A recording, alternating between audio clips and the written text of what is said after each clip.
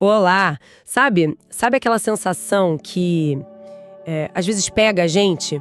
Um cansaço que não é só do corpo, depois de um dia puxado, mas tipo algo mais fundo, na alma mesmo. Aquele peso de ter que dar conta de tudo, de parecer forte, sabe? Quando na verdade a gente só queria um respiro, um momento de quietude. A nossa conversa hoje parte bem daí. E olha, não tem nada de errado em se sentir assim, viu? A alma também cansa. O espírito sente o baque. Mas e se existisse um jeito de navegar por essas águas meio turbulentas sem, sabe, afundar? É aqui que entra o estoicismo. Uma filosofia, nossa, super antiga, mas que parece que foi feita para hoje, para as nossas inquietações. Ela é simples, humana, funciona como uma bússola antiga para guiar a gente nessa névoa do cansaço, da melancolia. O nosso objetivo aqui hoje é fazer uma exploração mais a fundo das ideias de um roteiro que a gente analisou chamado Estoicismo para o Cansaço e a Tristeza. Vamos ver juntos como essa filosofia pode, talvez, ajudar a gente a cultivar uma serenidade interna, mesmo quando tudo parece meio caótico lá fora. Essa é a nossa fonte principal hoje. Sim, e é uma proposta, olha, muito pertinente para os tempos que a gente vive. O estoicismo, na essência dele, convida a gente para uma mudança de perspectiva bem radical, digamos, diante das dificuldades. Em vez de ficar naquela luta para controlar o que a gente não controla, sabe? Os eventos externos, o que os outros fazem, ele direciona o nosso foco para o único lugar onde a gente tem poder de verdade, o nosso mundo interior. Nossas reações, nossos julgamentos, a forma como a gente escolhe interpretar o que acontece com a gente. E só para, firmar a base para quem talvez não conheça tão bem, o estoicismo é essa escola filosófica lá da Grécia Antiga, ficou popular em Roma. O foco é desenvolver virtude, razão, paz interior. Como? Aceitando que não dá para mudar e focando na nossa resposta às coisas. Perfeito. E essa ideia de focar na resposta interna, ela é super central no material que a gente está olhando. A crença estoica fundamental que o roteiro destaca é bem essa. A gente não controla o que acontece lá fora, mas tem controle total sobre como reage aqui dentro. Parece simples, né? Mas a profundidade disso nossa, tem uma frase do Marco Aurélio no roteiro que pega isso de um jeito brilhante. A felicidade da tua vida depende da qualidade dos teus pensamentos. É um chamado direto para a gente olhar para dentro, né? Para a qualidade da nossa paisagem mental. Exatamente. E é fundamental, como o roteiro também mostra, entender que isso não é negar a dor ou o cansaço.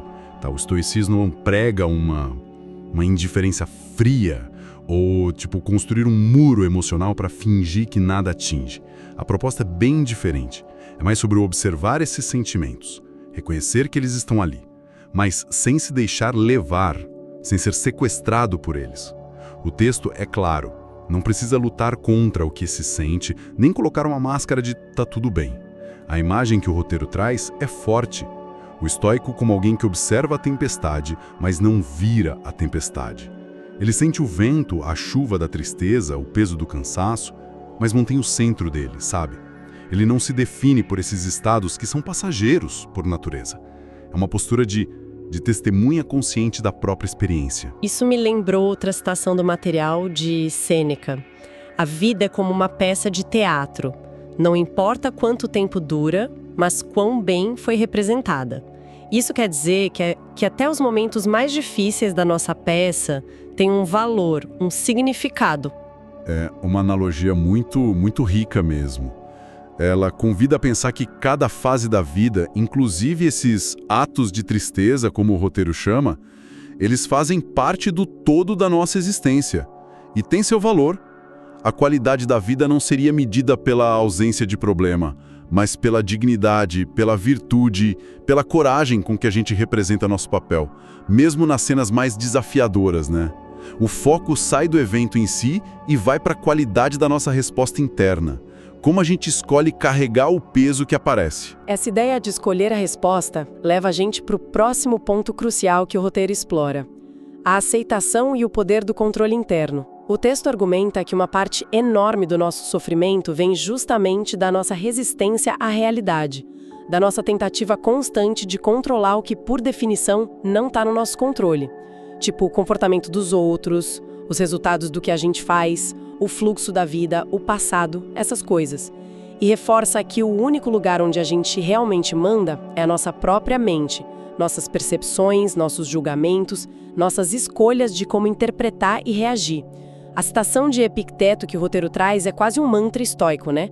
O que perturba o ser humano não são as coisas, mas a opinião que ele tem sobre elas. Mas assim, na prática, isso não soa um pouco frio demais? Como aplicar isso quando a coisa é algo realmente doloroso? Tipo, perder alguém ou uma injustiça grande. Essa é uma questão chave e muito humana.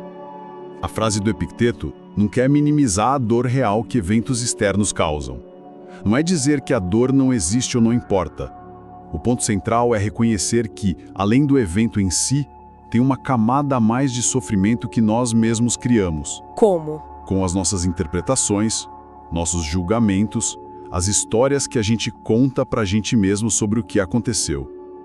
É essa segunda camada, a da nossa opinião, que Epicteto diz ser a verdadeira fonte da perturbação que dura. A aceitação estoica nesse contexto não é resignação passiva, sabe? Não é concordar com a injustiça. É, antes de mais nada, reconhecer a realidade do que aconteceu. Porque lutar contra fatos consumados é um gasto de energia inútil e doloroso. Aceitar que aconteceu não significa aceitar que foi certo. A partir desse reconhecimento da realidade, aí sim, a gente pode focar nossa energia no que pode controlar.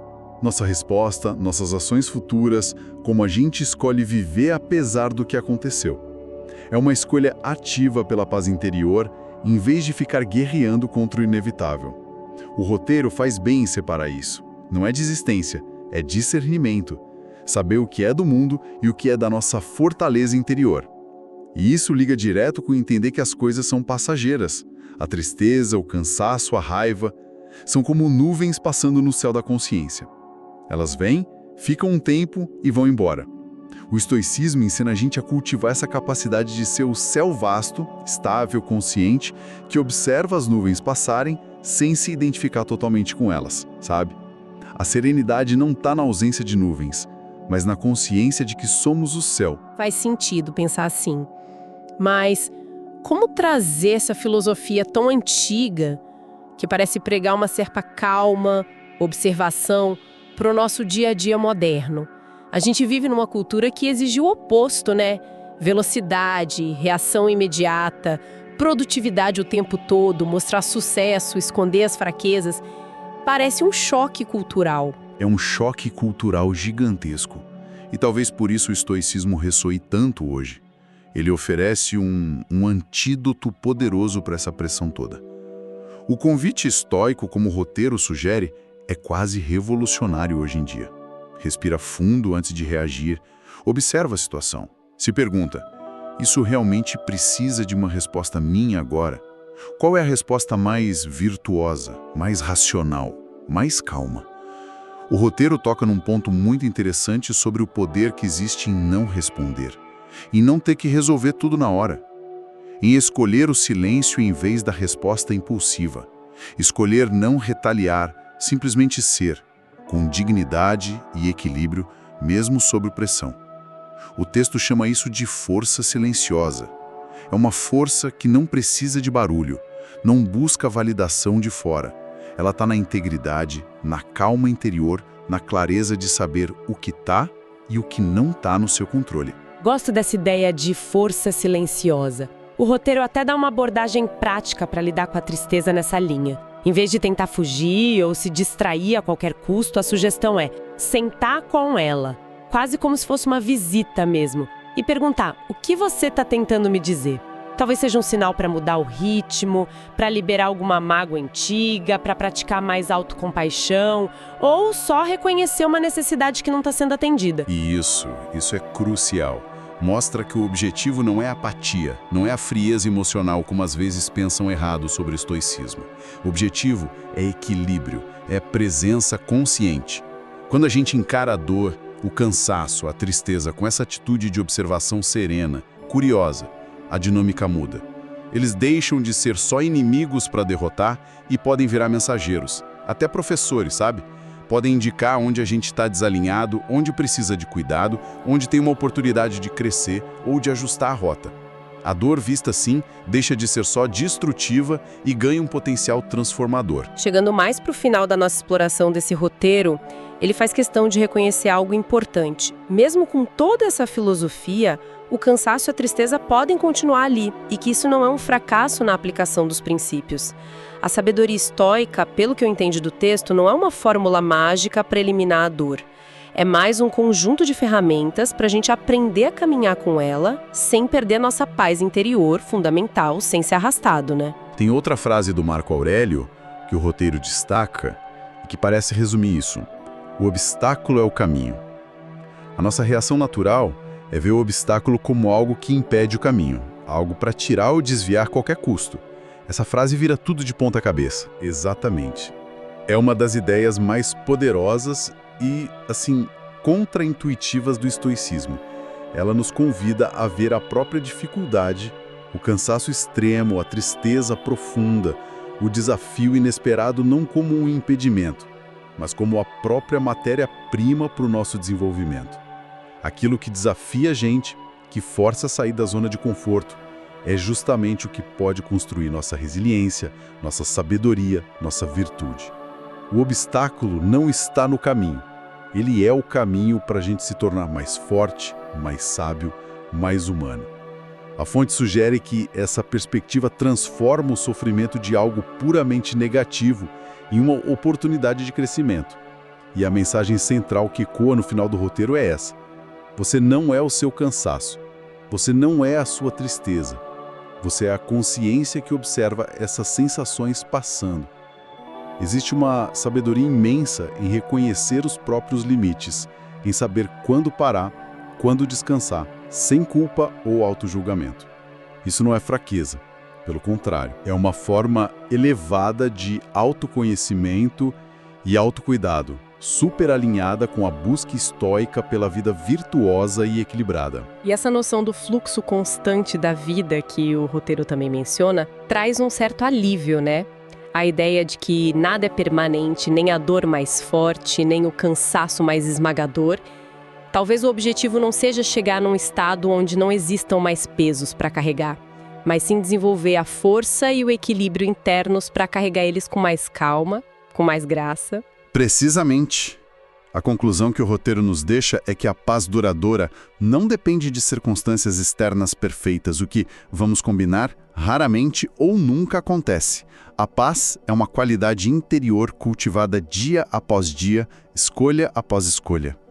O estoicismo, então, não promete uma vida sem problemas, mas oferece as ferramentas mentais e emocionais para a gente manter nossa serenidade, nossa integridade, nossa capacidade de agir com razão e virtude, mesmo no olho do furacão. É um caminho para viver com mais profundidade e significado, independentemente das tempestades lá fora. Então, recapitulando nossa conversa de hoje, baseada no roteiro Estoicismo para o Cansaço e a Tristeza, a gente explorou como essa filosofia antiga oferece um caminho poderoso, né? Vimos a importância de aceitar o que não podemos controlar, de focar na qualidade das nossas respostas internas e de praticar uma observação mais serena dos nossos próprios sentimentos, transformando nossa relação com o cansaço e a tristeza. E para deixar uma sementinha de reflexão inspirada por tudo isso, que tal experimentar ao longo do dia um pequeno exercício estoico? Tentar identificar conscientemente uma única coisa que está de fato sob seu controle, talvez a sua respiração, sua próxima escolha, sua atitude, e uma única coisa que definitivamente não está: o trânsito, o humor de outra pessoa, o clima.